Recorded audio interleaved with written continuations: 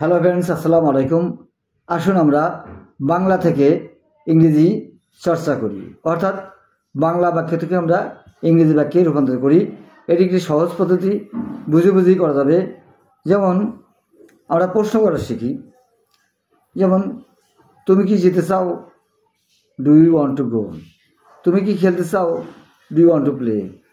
তুমি কি পড়তে চাও, do you want to read. তুমি কি লিখতে চাও, do you want to write. এই যে ডু ইউ ওয়ান্ট, এই ওয়ান্টের পর টুর পরে যত ভাব দিবেন তত নতুন নতুন বাক্য তৈরি হবে। তুমি কি এখন যেতে চাও, do you want to go now. হ্যাঁ, তুমি কি এখন পড়তে চাও, do you want to read now. এই টুর পরে যত মূলভাব দিবেন তত নতুন নতুন বাক্য তৈরি হবে। যারা ছাত্রছাত্রী আছো তারাও কিন্তু এটা শুনতে পারো। যে প্রথম দেবো, আমরা প্রেজেন্ট ইন্ডিপেন্ডেন্সকে আমাদের পছন্দ করি, তার সাবজেক্টের আগে ডু অথবা ডাস দেবো, থার্ড পারসন সিঙ্গুলার আগে ডাস, আর অন্যান্য কথা বলবে ডু। যেমন তুমি কি এখন খেতে চাও, do you want to eat now. তুমি কি এখন যেতে চাও, do you want to go now. তুমি কি এখন খেলতে চাও, do you want to play now, ইত্যাদি। আবার যদি আমরা থার্ড পারসন দিই পছন্দ করার সময়, যে সে কি এখন পড়তে চায়, does you want to read now. সে কি এখন যেতে চায়, does you want to go now. আবার সে কি এখন ভাত খেতে চায়, does you want to eat rice. এই যত আছে, এই টুর উপরে যত মূলভাব দেবো তত নতুন নতুন বাক্য তৈরি হবে। আশা করি বুঝতে পেরেছেন। আবার যদি বলি তুমি কি চাও, তুমি কি চাও, তাহলে এটা ডাব্লিউ শর্ট দেয়। তাহলে তুমি কি চাও, ইউ হলো সাবজেক্ট, তো হোয়াট ডু ইউ ওয়ান্ট। তুমি কি করো, হোয়াট ডু ইউ ডু।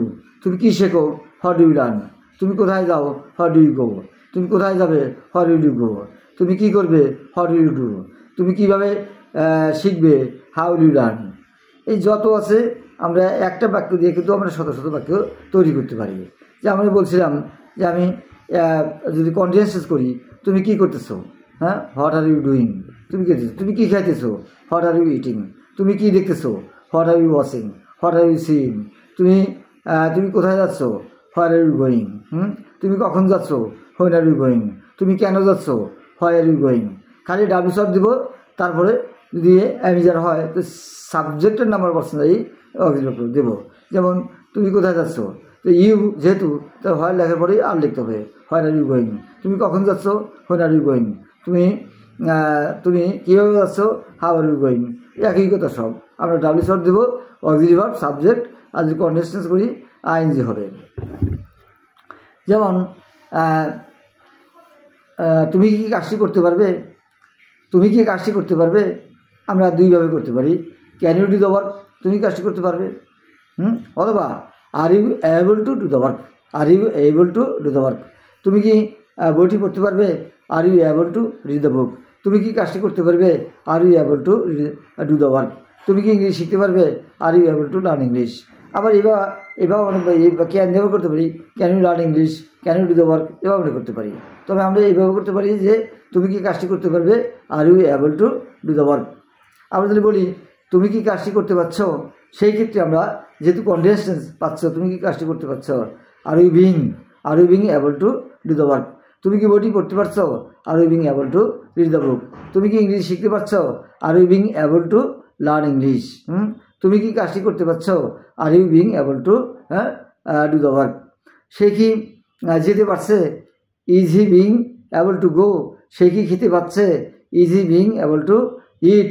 সে কি পড়তে পারছে, is he being able to learn বা রিড।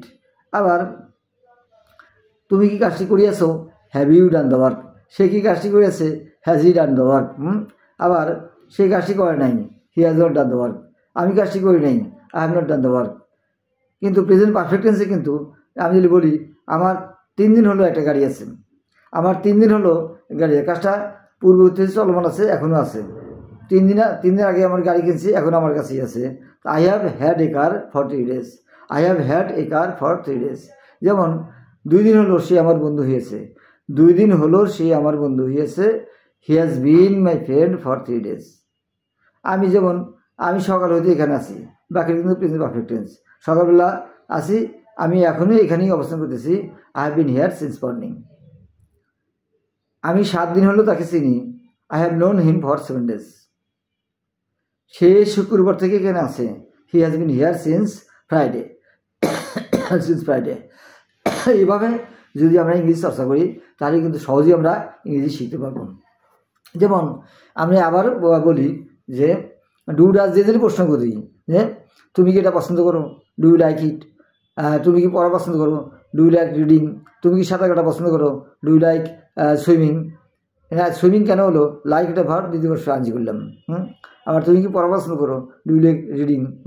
আবার সে কি ফুটবল খেলা পছন্দ করে, does you like playing football. তুমি কি ইংরেজি শেখা পছন্দ করো, do you like learning English. আবার সে কি ইংরেজি পড়া শেখা পছন্দ করে, does you like learning English. তুমি কি ছবি আঁকা পছন্দ করো, do you like drawing picture. সে কি ছবি আঁকা পছন্দ করে, does you like drawing picture. আমরা লাভ দিয়েও করতে পারি। আবার একটু টাক্সার বলি যে আমার এখন ঘুম পাচ্ছে। আচ্ছা, আমার এখন ঘুম পাচ্ছে, আই ফিল লাইক স্লিপিং। যে এই যে ফিল লাইক একটা phrase, I feel like sleeping. আমার ঘুম পাচ্ছে না, I don't feel like sleeping. তোমার কি ঘুম পাচ্ছে, do you feel like sleeping, do you feel like sleeping. তার কি ঘুম পাচ্ছে, does he feel like sleeping, does he feel like sleeping. তোমার কি ভাত খেতে ইচ্ছে করছে, do you feel like eating rice. তোমার কি চা খেতে ইচ্ছে করছে, do you feel like taking tea অথবা হ্যাভিং টি।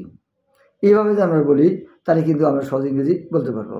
আরও কিছু বাক্য আমি বলি, যেমন আমার যেতে দেরি আছে, I am yet to go, OIET, I am yet to go. তাদের আসতে দেরি আছে, দে আর ইয়েট টু কাম। আবার আমার ভাত খেতে দেরি আছে, I am yet to eat rice. আমার বাড়ি যেতে দেরি আছে, I am yet to go out. তাদের আসতে দেরি আছে, দে আর ইয়েট টু কাম। পরীক্ষার ফলাফল বের হতে দেরি আছে, the exam result is yet to out. আবার সে এখনও বিয়ে করে নাই, he is yet to marry. সে এখনও বিয়ে করে নাই। আবার যদি বলি যে আমাদের শিক্ষক এখনও আসে নাই, our teacher is yet to come. সে এখনও ভাত খায় নাই, he is yet to eat rice. অর্থাৎ তার ভাত খেতে দেরি আছে, he is yet to eat rice. অর্থাৎ ইয়েট টু হলো সাবজেক্ট পরে অ্যামিজার দেবো, তারপরে ইয়েট, তারপর টু প্লাস হলো মূল ভার্ব। এবার যত মূল ভার্ব তত নতুন নতুন বাক্য হবে। কোনো কিছু করা দেরি আছে বা বাকি আছে, অর্থাৎ আমরা এই টাক্সারটা ব্যবহার করতে পারি। আশা করি বুঝতে পেরেছেন। Thank you.